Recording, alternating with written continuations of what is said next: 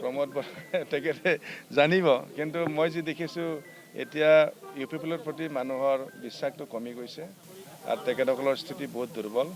আৰু ৰাইজে ইতিমধ্যে বহুত ইউ পি পি এলৰ কৰ্মীসকল নেতাসকল ইতিমধ্যে আমাক যোগাযোগ কৰিছে, আমাৰ লগত জইন কৰিবৰ কাৰণে আগবাঢ়ি আহিছে। তো এইবিলাক চব হৈ যোৱাৰ পিছত মই ভাবোঁ ইউ পি পি এলৰ ষ্ট্ৰেংথটো বহুত কমি যাব। আৰু যোৱাবাৰ ৰিজাল্টটোৱেই কয়, চৰকাৰ চলি থকা সময়ত তেওঁলোকে যিহেতু যোৱাবাৰ ইলেকশ্যন খেলিছিল, এই ইলেকশ্যনত মাত্ৰ 7খন চিট পাইছে।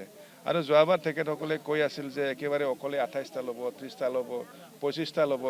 আমিও যিহেতু চৰকাৰ নাথাকা দলৰ মানুহ হিচাপে আমিও ভয় খাইছিলোঁ, সঁচাকৈ ইউ পি পি এলত কিবা যাদু আছে নেকি, কিবা হ'ব নেকি।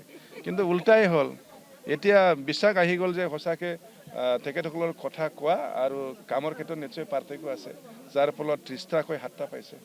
এনেকুৱা লাগে আৰু মোৰ জিৰ'টো হয়তো ৰাইজেহে ক'ব, মই কি ক'ম না, মই ক'ব পৰা বস্তু নহয়, ৰাইজে ক'ব, ৰাইজে যি কৰিব এইটোৱে হ'ব।